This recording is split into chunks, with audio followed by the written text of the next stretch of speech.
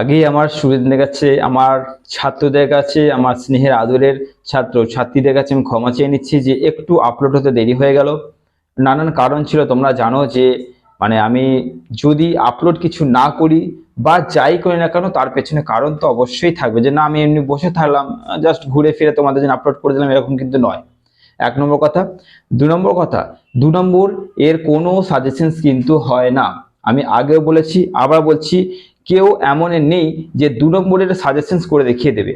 কারণ তোমরা টেক্সট বইকে খুঁটিয়ে পড়লেই একমাত্র 2 নম্বরের সাজেশনস করতে পারবে, নচেত পারবে না। আর টেক্সট বই খুঁটিয়ে পড়ার মতন মানসিকতা, সময় আমাদের কারোর কাছে নেই। তো ওই জন্যে গাদাগুচ্ছের কোশ্চেন্স দেবো, তার মধ্যে যদি কমন না আসে তাহলে আজকের এই ভাইটাল সন্ধেবেলাটা তোমাদের নষ্ট হবে। তাই আমি তোমাদের মাত্র 29টা কোশ্চেন্স দিয়েছি। যদি এর মধ্যে থেকে একটা, দুটো, তিনটেও পড়ে তাহলে তো 6 নম্বর তোমাদের হাতে চলে এলো, সেটাই বা তোমাদের কে দেবে? ওই জন্যে তোমাদের কিন্তু আমি এটা বলে দিলাম। 3 নম্বর কথা বলে দিই বারবার করে, যে যদি কোন রকম কোথাও কোনো দু একটা সাল একটু ভুল হলো বা কিছু একটা উত্তর মিস গেল, তাহলে কিন্তু একটু ক্ষমার চোখে দেখে নিও, সেটা একটু পারলে তোমরা ঠিক করে নিও। আমি চেষ্টা করছি তোমাদের প্রত্যেকটা উত্তরে অ্যান্সার দেওয়ার, ডিফারেন্ট কালার করে দিয়েছি যাতে তোমাদের সুবিধা হয়। চলো দেখে নাও 29টা প্রশ্ন। কালকে তোমাদের পরীক্ষা আছে, আশা করছি পরীক্ষা তোমাদের খুব খুব ভালো হবে। চলো।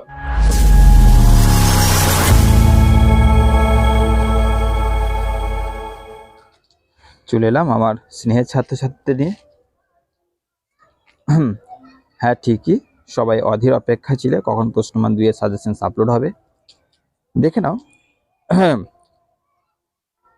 দেখতেই পাচ্ছ যে প্রথমে তোমাদের কোশ্চেন যেটা রেখেছি সেটা প্রাচীন ভারতের রাজনৈতিক চিন্তায় 2টি গুরুত্বপূর্ণ বৈশিষ্ট্য উল্লেখ করো, ধর্মনিরপেক্ষতা ও কল্যাণকর মূলক রাষ্ট্র। তো তোমাদের যেহেতু বললাম যে শর্ট কোশ্চেন্সগুলো পেয়ে গেছি, স্ক্রিনশট নিয়ে নেবো, ওরকম করো না। এর মধ্যেও একটা জিনিস লুকিয়ে আছে, সেটা তোমাদের বলতে হবে, নচেত কিন্তু লিখেও নাম্বারটা উঠবে না। তো সেটা কি, তার জন্য একটু ওয়েট করো। ভারতবর্ষের যে কোনো দুজন প্রাচীন রাজনৈতিক চিন্তাবিদের নাম লেখো, কৌটিল্য ও Manu. State and government in ancient India গ্রন্থটির লেখককে অনন্ত সদাশিব আলদেকার। আকবরনামা গ্রন্থটির লেখক হলেন আবুল ফজল ইবনে মুবারক। রামমোহন রায় প্রতিষ্ঠিত কোন কোন প্রতিষ্ঠান বা সংঘ পরবর্তীতে ব্রাহ্মণ সমাজে রূপান্তরিত হয়েছিল, আত্মীয় সভা ও তত্ত্ববোধিনী সভা। রামমোহন রায় সম্পাদিত যে কোনো 2টি সাপ্তাহিক পত্রিকার নাম লেখো, সংবাদ কৌমুদি, মিরাত উল আখবার। আকবরের লেখা 2টি গ্রন্থের নাম কি, না তুজুক ই জাহাঙ্গীরি, আইন ই আকবরী। বঙ্কিমচন্দ্র চট্টোপাধ্যায়ের ওপর গভীর প্রভাব ফেলেছিল এমন 2জন পশ্চিমী দার্শনিক চিন্তা গোষ্ঠীর নাম কি, না জার্মান আদর্শবাদ, ইংরেজ রোমান্টিকতা। বঙ্কিম রচিত যে কোনো 2টি বিখ্যাত প্রবন্ধের উল্লেখ করো যেখানে তার রাজনৈতিক বক্তব্য প্রকাশিত হয়েছে। নেক্সট পেজে চলে যাচ্ছে এটা, যে বাংলার কৃষক ও নারী শিক্ষা। বর্তমান ভারতের লেখক কে, কোন সময় এটা প্রকাশিত হয়, স্বামী বিবেকানন্দ, মার্চ 1899। বিবেকানন্দের জাতীয়তাবাদের ধারণার 2টি বৈশিষ্ট্য উল্লেখ করে কি, না আধ্যাত্মিকতার উপর গুরুত্ব আর সামাজিক সংস্কার। হিন্দ স্বরাজ গ্রন্থটি কে লিখেছিলেন, কোন বছরটি প্রকাশিত হয়, না হিন্দ স্বরাজ গ্রন্থটি রচনা করেন মহাত্মা গান্ধী, এটি 1909 সালে প্রকাশিত হয়েছিল। গান্ধীর মতে সত্যাগ্রহ কি, গান্ধীর মতে সত্যাগ্রহ হলো সত্যের প্রতি আগ্রহ, এটি একটি অহিংস প্রতিরোধের পদ্ধতি যা সত্য ও ন্যায় বিচারের প্রতিষ্ঠার জন্য ব্যবহৃত হয়।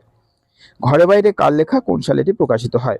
ঘরে বাইরে উপন্যাসটি রবীন্দ্রনাথ ঠাকুরের লেখা, এটি 1916 সালে প্রকাশিত হয়। জাতীয়তাবাদের কোন ফরাসি তাত্ত্বিক রবীন্দ্রনাথ ঠাকুরকে প্রভাবিত করেছিলেন? Jacques Rousseau. প্রাচীন ভারতের রাজনৈতিক চিন্তার যে কোনো 2টি উৎস উল্লেখ করো, বেদ, ধর্মশাস্ত্র। মধ্যযুগে ভারতে এসেছিলেন এমন 2জন পর্যটকদের নাম উল্লেখ করো, ইবনে বতুতা, হিউয়েন সাং। মধ্যযুগের মুসলিম রাজনৈতিক চিন্তার যে কোনো 2টি মুখ্য বৈশিষ্ট্য উল্লেখ করো, না একটা হচ্ছে সুরা। সুরা হলো পরামর্শদাতা পরিষদ। মুসলিম চিন্তাবিদরা মনে করতেন যে খলিফার উচিত সুরার সাথে পরামর্শ করে শাসন করা। তারপরে কি আছে তোমাদের, সুরার পর আছে আদল। আদল হলো ন্যায় বিচার। মুসলিম চিন্তাবিদরা মনে করতেন যে রাষ্ট্রের উচিত ন্যায় বিচার প্রতিষ্ঠা করা। তো তোমাদের আদল হয়ে গেল। এরপরে দেখো, রামমোহন রায় সম্পাদিত যে কোনো 2টি সাপ্তাহিক পত্রিকার নাম কি, সংবাদ কৌমুদি আর বাংলাদূত।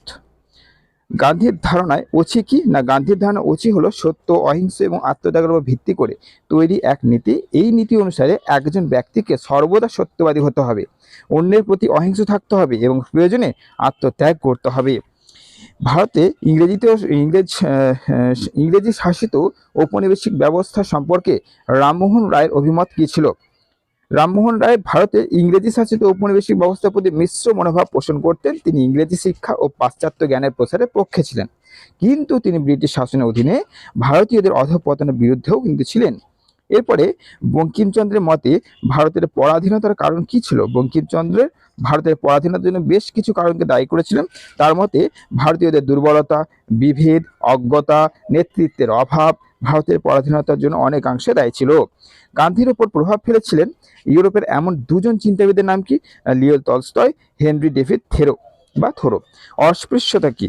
অস্পৃশ্যতা হলো এমন একটি সামাজিক বৈষম্যমূলক ব্যবস্থা যেখানে নির্দিষ্ট কিছু মানুষকে তাদের জাতি, বর্ণ অথবা পেশার ভিত্তিতে নীচ বলে মনে করা হয় এবং তাদের সমাজের মূল স্রোত থেকে বাদ দেওয়া হয়।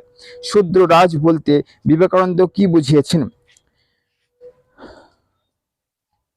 বিবেকানন্দের শূদ্র রাজ ধারণাটি একটি জটিল ধারণা যা ব্যাখ্যার জন্য উন্মুক্ত। বিবেকানন্দ এই ধারণাটি ব্যবহার করে ভারতের অতীতের গৌরব, সামাজিক ন্যায় বিচার এবং আধ্যাত্মিক শক্তির উপর জোর দেন। কোন বছর সতীদাহ প্রথা বিলুপ্ত হয়? তখন ভারতের গভর্নর জেনারেল কে ছিলেন?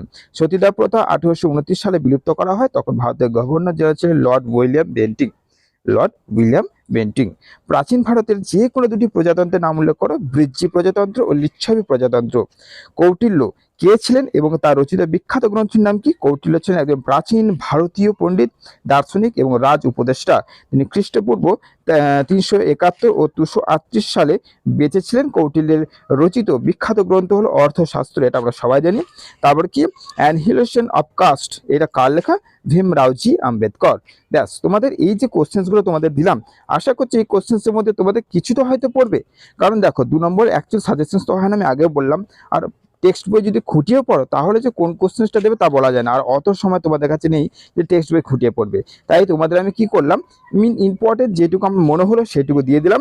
এবার আরেকটা কথা তোমাদের আবার বলে দিই, যদি আমার কোথাও কোনো ভুল থাকে তোমরা একটু আমার ওই জায়গাটা একটু ঠিক করতে পারলে করে নিও, এবং ত্রুটি মার্জনীয় একটু ক্ষমার চোখে দেখো আমাকে। আমি অনেক অনেক অনেক মানে কি বলবো, বোঝাতে পারবো না তোমাদের। আমি এখন যে ভিডিওটা করছি কিভাবে করছি সেটাও বলতে পারবো না, হাঁপিয়ে উঠছি আমি। তো দেখে নিও তোমরা, তোমাদের জন্য যতটা পারছি আমি করছি। চলো তোমরা পড়া শুরু করে দাও, বেশি দেরি করো না। ভালো থেকো, সুস্থ থেকো।